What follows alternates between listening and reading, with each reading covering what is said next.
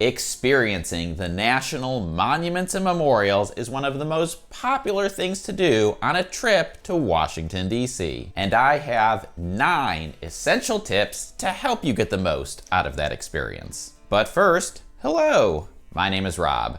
I'm a tour guide and founder of TripHacks DC Tours. And as a tour guide, the National Monuments and Memorials is my favorite tour to give. I have seen these sites literally thousands of times, and honestly, it never gets old. So in this video, I'm going to take over a decade of guiding experience and share my best tips with you. Starting with number 1, which is to understand the size of the area and the distances you'll need to cover to see all of the monuments. The area where the biggest monuments are located, like the Lincoln Memorial, Jefferson Memorial, and Washington Monument, is called West Potomac Park. And in my experience, visitors have a lot of misconceptions about this area. Some people think it's so big that the only way you can get around and see everything is on a tour bus. Whereas on the other hand, some people think the area is small and everything is concentrated together and it won't take more than a few minutes to see them all. The reality is somewhere in between. On the map,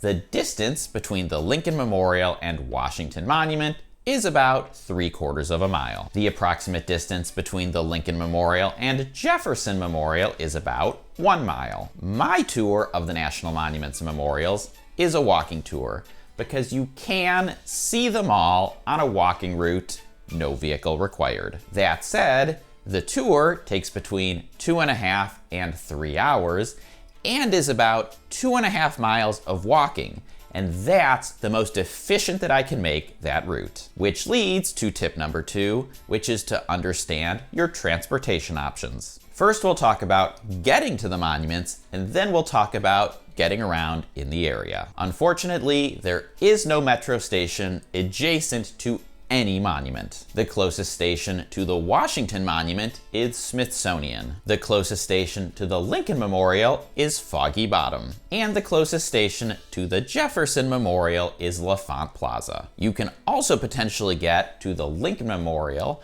from the Arlington Cemetery Station by getting off at the cemetery and walking across Memorial Bridge, which could actually be an efficient option, especially if you're coming from the Virginia side, like in Alexandria. Now, in my many years of making videos on this YouTube channel, I've recommended many times using the Circulator Bus National Mall route for getting around the area. And I am quite devastated to say that the entire Circulator Bus system is being eliminated due to budget cuts. Its last day will be on December 31st, 2024. At the time I'm recording this, there is no announced plan for a similar public bus route to replace what we're losing. The hop on, hop off tourist buses will still exist as far as I know. I've never particularly liked them or recommended them, but now that Circulator Bus is going away, it's here if you need a bus option. I like to get around by bike, and you can use Capital Bike Share, which has numerous stations on the National Mall. And I have an entire in-depth video about using Capital Bike Share, so make sure to give that a watch before your trip if you plan on using it. And there are e-scooters, which I don't personally use, but will acknowledge are quite popular among tourists. Just be mindful that you cannot ride them inside any of the monuments. If a park ranger catches you riding one inside of a monument, you will be getting an earful about it. And e-scooter rides can only be ended in specific designated areas, which you can locate using a scooter company's app. And of course, you can get around on foot, which leads nicely into tip number 3, which is to wear comfortable shoes. This is actually kind of a universal tip for visiting DC and could really be in any of my videos, which really goes to show how important it is. If your feet are in pain, you will not have a fun time. In all my years as a tour guide, I have never, not once, had someone on my tour tell me that they regretted wearing comfortable shoes. But I have heard the opposite so many times. Speaking of comfort, tip number 4 is to try to avoid seeing the monuments during midday. This tip is especially applicable in the summer. Midday is both the hottest and when crowds tend to be heaviest. Personally, morning is my favorite time to give a tour of the monuments, when the city is still fairly quiet and tourists are still waking up. That said, as you're researching your trip, you will inevitably hear the advice to see the monuments at night. Many of the national monuments are stunning after dark when they're lit up. I am not going to debate that. However, depending on the time of the year, how late it gets dark, and whether you're traveling with kids, waiting until after dark to head out to see the monuments might not be the most practical. This is one of the hottest debates in DC tourism, which is why I recorded an entire video dedicated exclusively to this topic. So if you're curious, you should watch that next. When I give tours of the monuments, they're either in the morning or late afternoon, never midday. Speaking of tours, tip number 5 is take a tour. Now, if you're new to the channel, you might be thinking, of course a tour guide is going to recommend a tour, but I wouldn't suggest it if I didn't truly believe in it. When I travel, I always sign up for a ton of tours because I personally believe it is the best way to experience a new place, especially when you're only there for a short time. And if you want to hear my entire thought process, I dedicated an entire podcast episode to the topic of taking tours, which I will leave a link to in the description.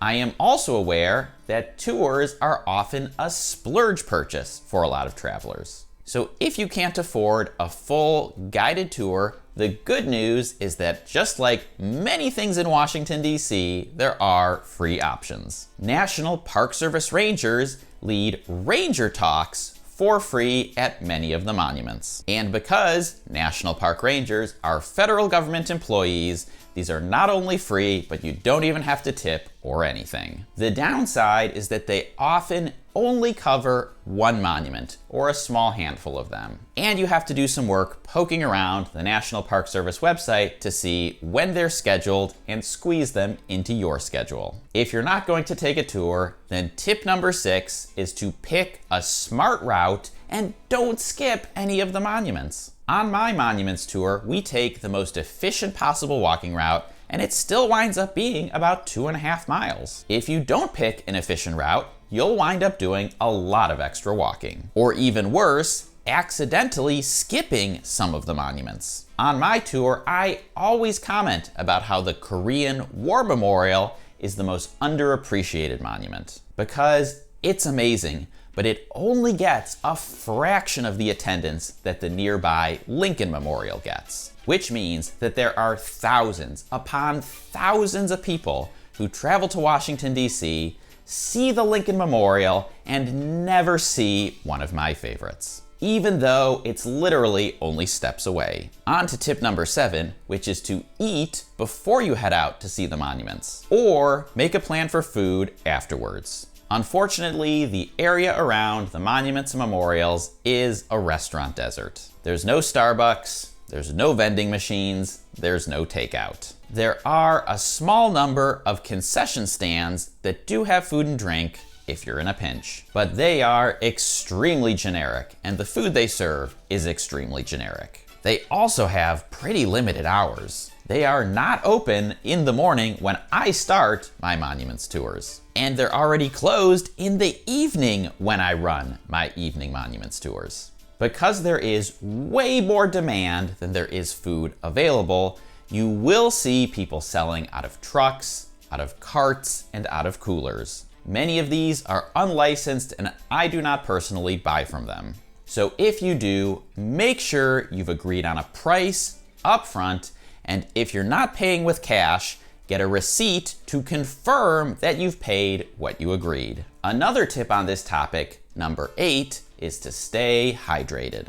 This is especially true in the summer, but still important year-round. Bring water with you when you visit the monuments. If you have one, a reusable water bottle is great, and what I personally use. I like to fill it up with ice before I leave home and top it up at the fountains when I'm out and about. The Park Service replaced many of the old, broken fountains over the past few years, and knock on wood, but the new fountains have actually been fairly reliable, at least this summer. And to address an important question, yes, the water is safe to drink. Since you're going to be hydrating, you'll also need to know where the restrooms are located. And good news for you is that I recorded an entire video on this exact topic. So check out the description for that link. Tip number 9 is to see the less popular monuments and memorials. There are so many more monuments out there than the famous ones like Lincoln and the Washington Monument. I recently did a really fun collaboration with the Megan Daly,